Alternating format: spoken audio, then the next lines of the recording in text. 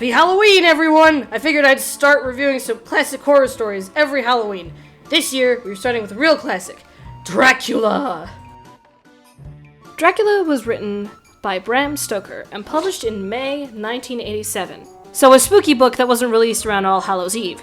That's fine. I'm sure we'll be seeing a lot of those in the future.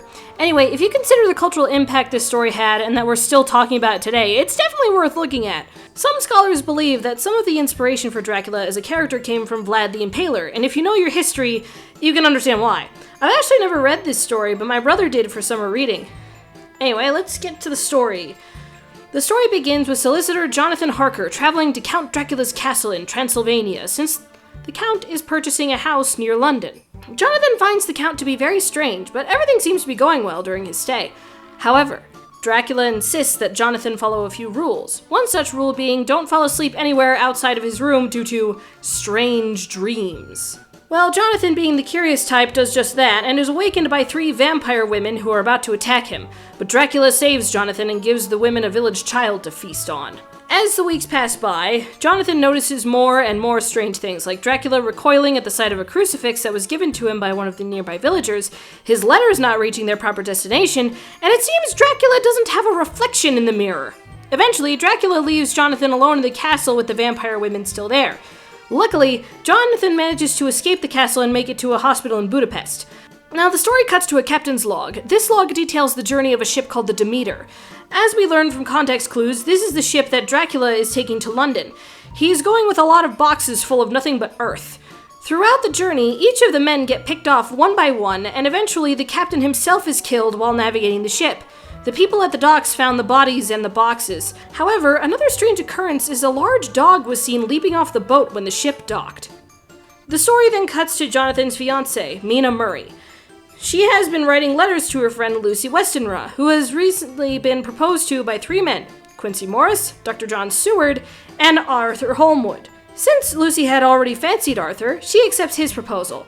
Now Dr. Seward, Quincy, and Arthur are all good friends. They're not too mad that Arthur ended up getting Lucy's hand. If anything, they celebrated.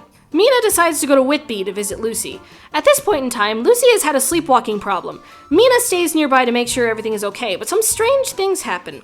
For one, Lucy is getting paler and paler, and Mina ends up following Lucy outside the house to a bench nearby where she is sitting next to a strange man who disappears once Mina approaches them. Mina takes Lucy back home, and the two don't speak of that night. Mina gets a letter from Budapest about Jonathan's condition, so she travels over there to see him. While she is away, Lucy grows ill. Dr. Seward has come by to check on her, but since he doesn't know what the problem is, he writes to his old teacher, Professor Abraham Van Helsing, to see what he knows.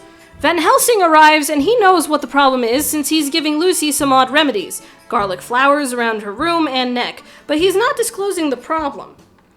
Well, that night, Lucy's mother removes the flowers and opens the window. To be fair, she didn't know that the flowers were meant to repel vampires. And guess what happens to appear that night? Due to Dracula's many visits to Lucy, she has lost a lot of blood, so she's had multiple blood transfusions. But again, Dracula continues to visit due to the servants continuing to remove stuff from Lucy's room. One night, Dr. Seward and Van Helsing leave to go investigate a few things regarding Dracula's appearances. That night, Lucy's mother stays in the room with her daughter. A wolf bursts into the room that night, and Lucy's mother dies of a heart attack.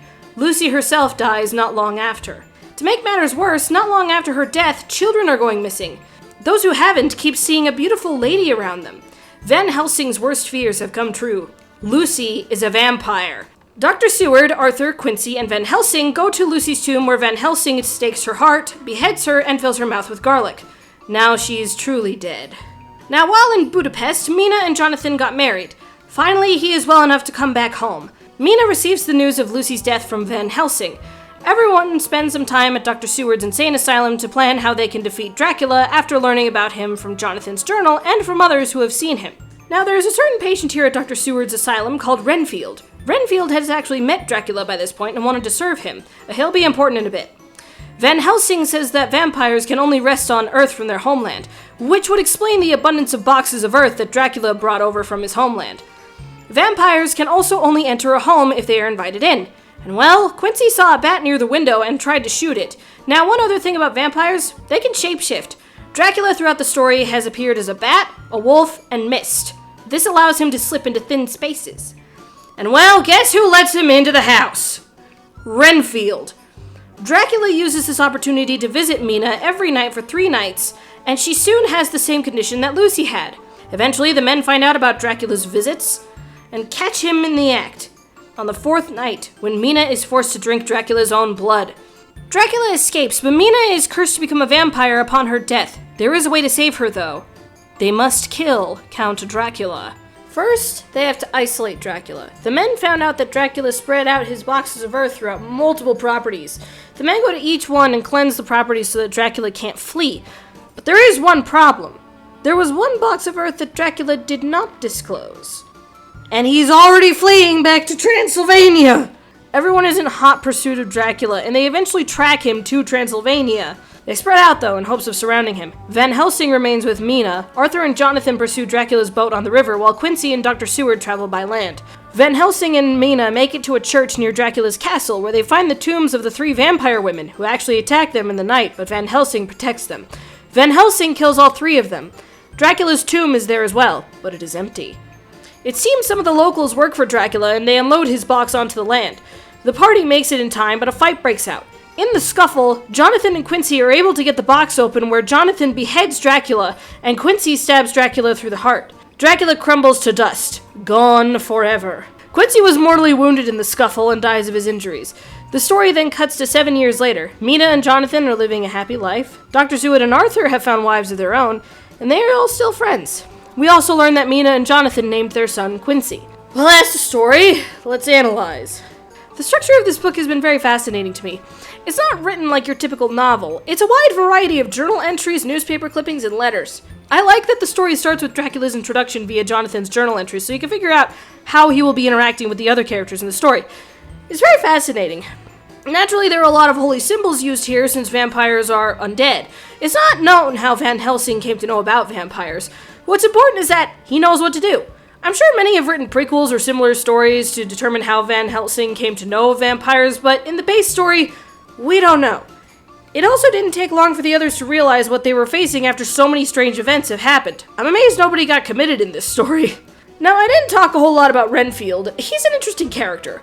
While he had been committed for a long time, Dr. Seward goes over in his journal entries that Renfield had exhibited the same behaviors for a long time until Dracula arrived nearby. Also, how the men figured out what was happening to Mina was through Renfield as he lay dying. Dracula killed Renfield, likely in hopes of covering his tracks, since Renfield was so desperate to leave this place that he tried to convince Dr. Seward that he was sane.